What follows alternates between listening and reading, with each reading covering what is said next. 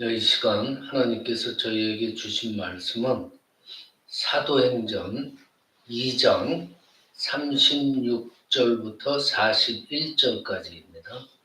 신약 성경 190페이지입니다. 사도행전 2장 36절부터 41절까지 물론 스마트 주보에도 항상 올려드립니다. 신약 성경 190페이지 뜻을 잘 생각하시면서 한 목소리로 함께 봉독하십니다. 시작. 그런즉 이스라엘 온 집은 확실히 알지니 너희가 십자가에 못 박은 이 예수를 하나님이 주와 그리스도가 되게 하셨느니라 하니라. 그들이 이 말을 듣고 마음에 찔려 베드로와 다른 사도들에게 물어 이르되 형제들아 우리가 어찌할꼬 하거늘 베드로가 이르되 너희가 회개하여 각각 예수 그리스도의 이름으로 세례를 받고 죄 사함을 받으라. 그리하면 성령의 선물을 받으리니 이 약속은 너희와 너희 자녀와 모든 먼데 사람 곧 주 우리 하나님이 얼마든지 부르시는 자들에게 하신 거리라 하고 또 여러 말로 확증하며 권하여 이르되 너희가 이 패역한 세대에서 구원을 받으라 하니 그 말을 받은 사람들은 세례를 받음에 이날의 신도의 수가 3,000이나 더하더라. 아멘. 네, 오늘 말씀의 제목은 회개입니다. 회개. 진정한 회개. 오늘 말씀을 통해서 이 회개의 중요성을 알고 또한 그 자신들의 각자의 회개를 통해서 자신들의 그 고유한 영적인 그 충만함과 깨끗함 것이 있기를 먼저 축원드립니다. 여러분들 회개 아주 가볍게 말하는 것 같은데 회개라는 것 정말 어떻게 보면 아무나 할 수 있는 게 아니에요. 내가 죄를 깨닫지 못하는데 회개할 수 없죠. 반대로 내가 죄라는 것을 깨닫는 순간 어떤 게 죄다. 나의 어떤 게 죄다. 세상에 어떤 게 죄다. 이걸 구분할 수 있는 자, 깨달을 수 있는 자가 회개할 수 있는 거예요. 자, 우리들이 죄라는 그러니까 어떤 공식적인 그 개념으로 죄라는 게 있잖아요. 그럼 우리가 그 행동을 그 죄라는 행동을 했을 때 이게 죄라구나 하고 바로 우리들이 의식할 것 같지만 그게 또 꼭 그렇지 않아요. 사이코패스라는 말 많이 들어보죠? 그 인격 장애를 가진 사람들인데 그 사람들 특징이 뭐예요? 분명히 그건 누가 보더라도 죄인데 그 행동을 하면 그 죄를 저질러도 그게 죄라는 걸 모르는 거예요. 죄책감이 없는 거죠. 그러니까 그게 사이코패스. 그게 사회 문제가 되는 거죠. 그 악한 것인지 뭐가 선하고 뭐가 악한 것인지 인식이 안 되는 거예요. 그러니까 그런 사람들은 뭐예요? 회개라는 것을 할 수가 없죠. 왜냐면 자기가 나쁜 짓 한 건 모르니까. 그러니까 이게 항상 보통 사람들도 항상 있는 게 아니고 때로는 나의 그 죄에 대한 무지함이 있어요. 예수님께서 십자가에 돌아가실 때 십자가를 위해서 7개의 말씀을 하시잖아요. 그 중에서 누가복음 23장 44절에 기록된 말씀이 있습니다. 뭐라고 그러셨어요? 아버지, 저들을 용서하여 주시옵소서. 자기들이 하는 것을 알지 못하나이다. 그래요. 십자가에서 매달려 돌아가시다 그래요. 그때 당시의 사람들은 하나님의 아들, 메시아를 죽이는 정말 어마어마하고 끔찍한 그런 죄를 범하고 있던 거예요. 그 순간에. 그런데 예수님께서 그들을 보고 뭐래요? 자기들이 하는 것을 알지 못하나이다. 용서하여 주시옵소서. 죄인지 모르는 거예요. 오히려 그 사람들은 어떻게 생각했어요? 예수라는 자가 이 사회를 어지럽히고 이스라엘을 어지럽히고 위험하게 만들고 그렇기 때문에 죄인이다. 그래서 예수는 죄인이고 십자가에 못 박아야 된다. 반대로 그렇게 생각해요. 자, 그러한 그들이 베드로의 설교를 듣고 어떻게 그게 죄였네. 죄를 깨닫는 거예요. 깨닫고 회개하고 많은 사람들이 예수님을 믿게 되는 거예요. 깨달아야 돼요. 죄라는 걸. 깨닫지 못하면 회개라는 건 있을 수도 없어요. 여러분들 초대교회 그러면 그게 의로운 단어가 아니에요. 초대교회 성장하고 그런 게 정말 선하고 의로운 자들이 모여져서 성장하고 그런 게 아니에요.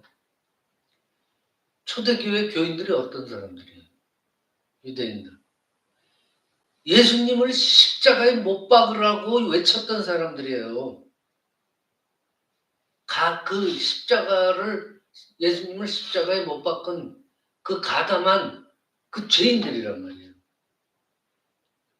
그분들로 인해서 초대교회가 이루어지고 성장을 했던 거예요. 처음에는.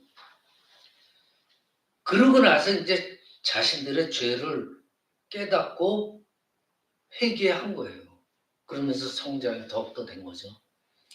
깨닫고 회개했을 때 예수님께서는 그들을 용서하시고 거룩한 몸인 교회라고 일컬어 준 거예요. 그게 초대교회예요.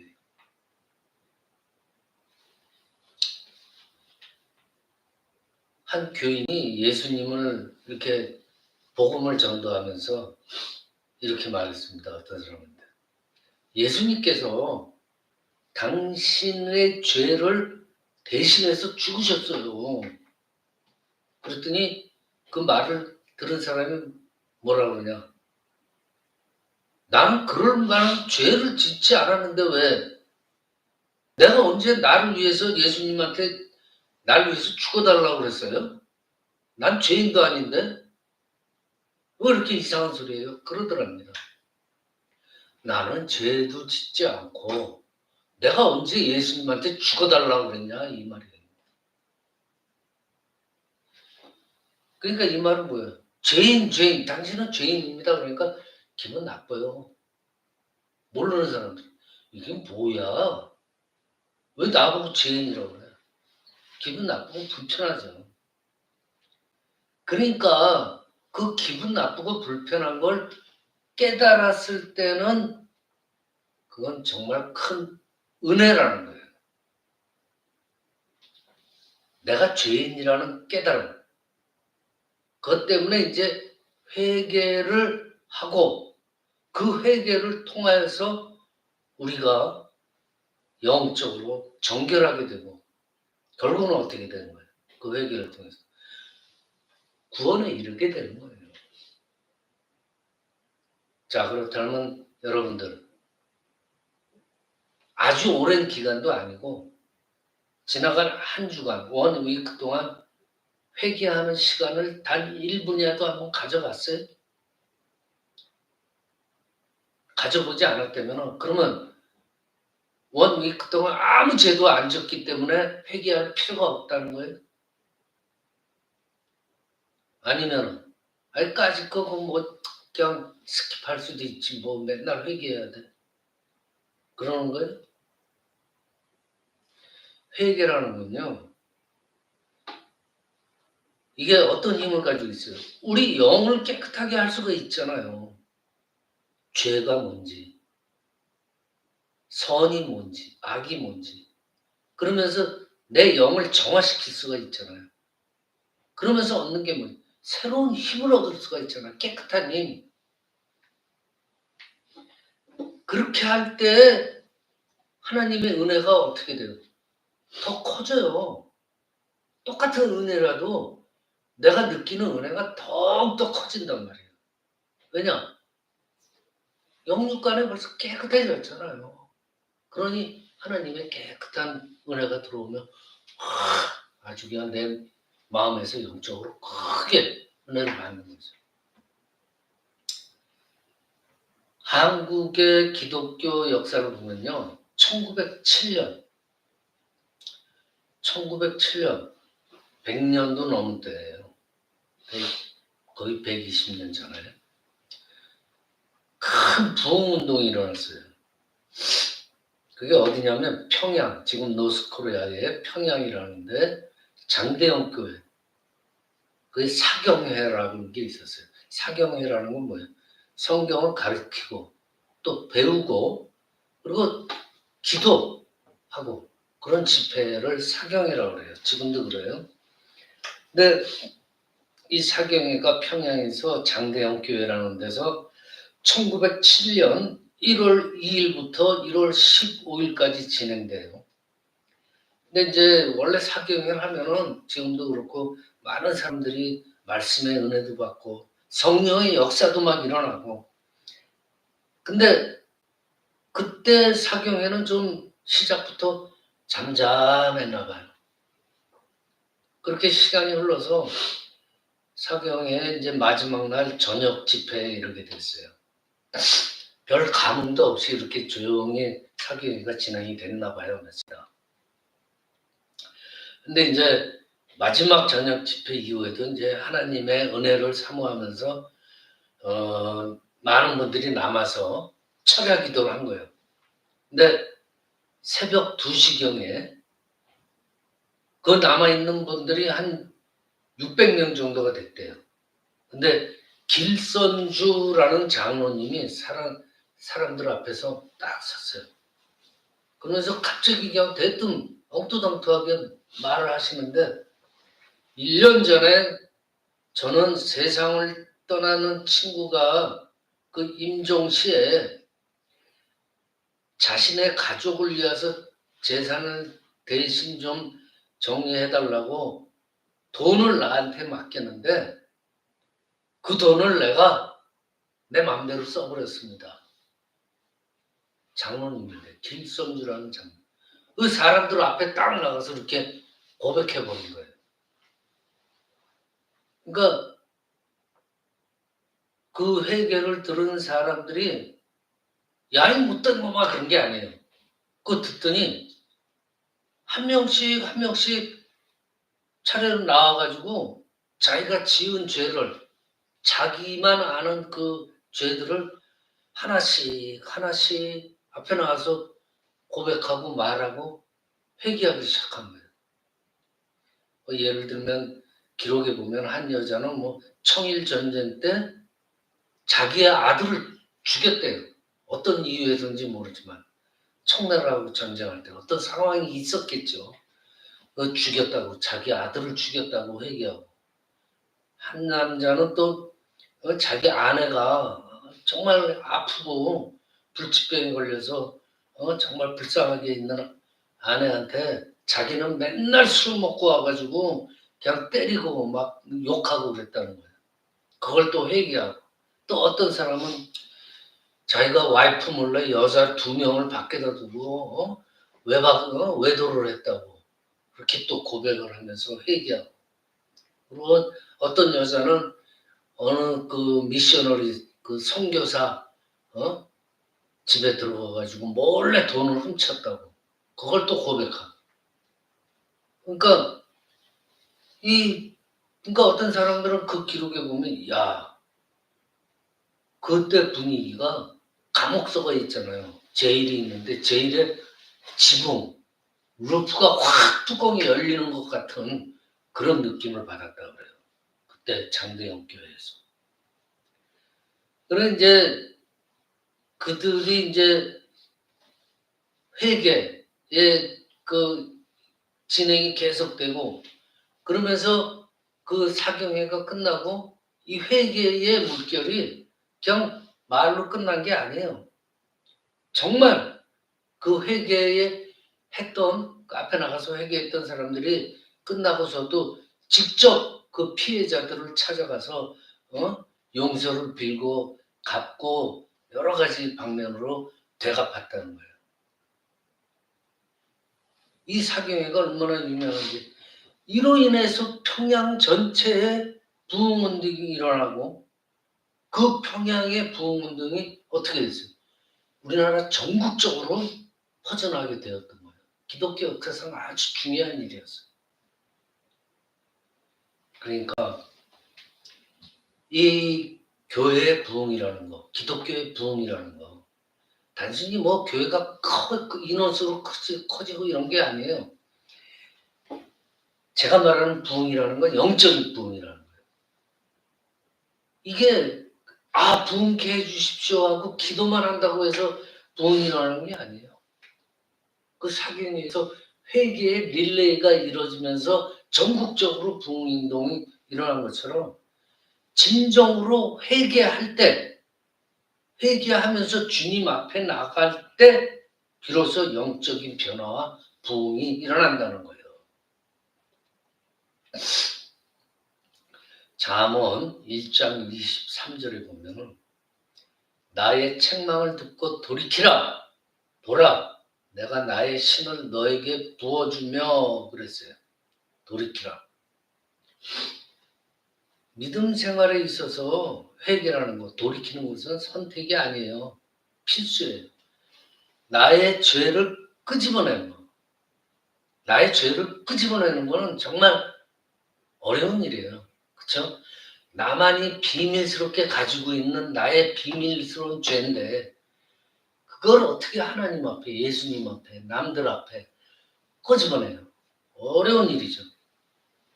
그렇지만 그 일을 하면은, 끄집어내면, 회개하면은요, 우리 영혼이 아까 뭐라 그랬어요? 어떻게 돼요? 깨끗하게 돼요. 죄를 우리가 살 수가 있어요. 죄라는 걸 인식했기 때문에 회개를 하면 우리 영이 깨끗해지는 거예요. 그러면 잠언 1장 23절에 뭐라 그랬어요? 하나님의 영이, 나쁜 영이 죄 사함을 받고 하나님의 영이 우리에게 부어진다. 그런 거예요. 얼마나 큰 일이에요. 하나님이 영이 우리한테 부어진다. 영이 깨끗해진다는 거예요. 그러니까 우리가 회개할 때 하나님의 영이 들어오면 그 의미는 뭐예요? 하나님의 용서의 은혜를 경험하게 되는 거예요. 하나님이 우리가 죄를 회개했을 때 용서하지 않으면 하나님의 영이 안 들어오시죠. 하나님의 영이 들어오셨다는 얘기는 뭐예요? 하나님이 그 죄를 용서했다는 거예요. 그 은혜를 우리가 경험하는 거예요. 에스겔서에 보면은요, 나의 삶을 두고 맹세하노니 나는 악인의 죽는 것을 기뻐하지 아니하고 악인이 그 길에서 돌이켜 떠나서 사는 것을 기뻐하노라 그래요. 보통 사람들 보면은 정말 악인, 나한테 아주 지긋지긋한 적, 죽기를 바라죠. 죽으면 아주 고소하다고 그러죠. 그놈 잘 됐다. 그러죠. 그렇지만 에스겔서에서는 그렇지 않아요. 나는 내 적이, 내 악인이 죽는 것을 기뻐하지 아니한다. 그 사람이 회개하고 돌이켜고 제대로 사는 것을 보는 걸 기뻐한다. 그래요.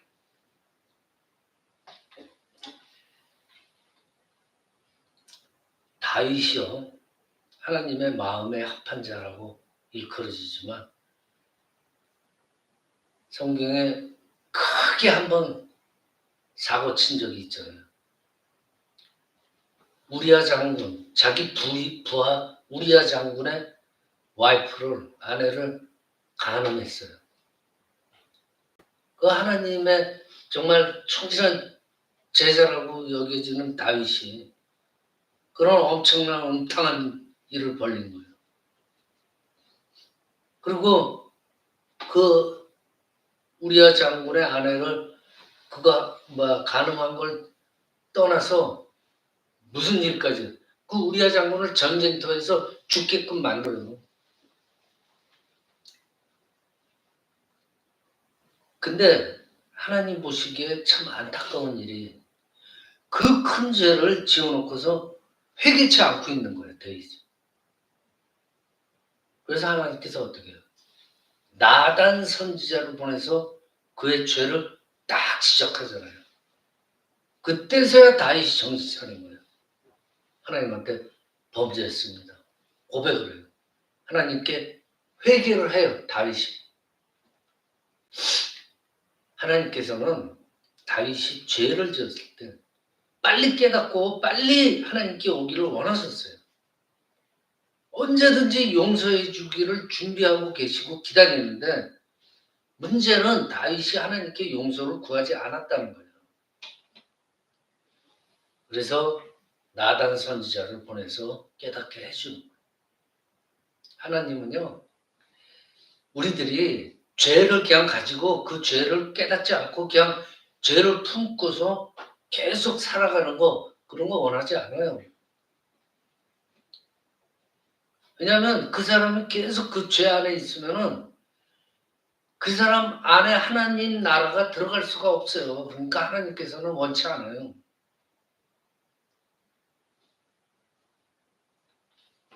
예수님 뭐라 그래요? 회개하라. 천국이 가까이 왔다 그래요. 천국에 들어가기 위해서는요. 내가 하나님의 통치를 받지 않고 살았던 예전의 죄를 회개해야 돼요. 그러니까 회개라는 거는 죄를 또 짓는 게 아니잖아요. 회개한다는 것은 하나님 저를 다스려 주십시오 하고 간청하는 거하고 같은 거예요. 그러면은 하나님께서 나를 다스리고 하나님의 나라를 내 안에서 이루게 되는 거예요. 우리가 하나님의 다스림에 불순종하면서 죄악 속에서 살았던 시절들이 있습니까? 하고 자기 자신이 잘 되돌아봐야 돼요. 그리고 그런 것들이 있다면은 진정으로 회개해야 돼요. 그냥 생각으로만 어영부영 회개가 아니고 기도함으로써 낱낱이 아뢰고 회개, 용서를 구하고 그렇게 해서 우리 마음부터 정결해야 돼요. 우리 마음을 정결케 하면 뭐 정직하게 되잖아요. 그렇죠? 하나님 앞에 정직해야 됩니다. 그러면 이제 하나님의 영이 우리 안에 머물고 말씀을 가깝게 하는 그런 삶을 우리가 살아갈 수 있는 거예요. 말씀 마칩니다. 이 세상이요. 지금 밖에 나가봐요. 이 세상. 죄에 대해서 감각이 무뎌져 있어요. 죄를 뭐 그냥 밥 먹듯이 해요. 그게 죄인지도 몰라요. 이 세상이 그렇게 돼버렸어요. 내가 하는 일이 이게 죄 짓는 일인지도 모르는 사람들이 허다해요. 이런 세상에서 우리는 어떻게 돼요? 죄를 죄로 인식할 수 있어야 돼요. 우리 신앙인들은. 죄에 대해서 예민해져야 된단 말이에요. 그리고 우리가 실수해서 죄를 지었다.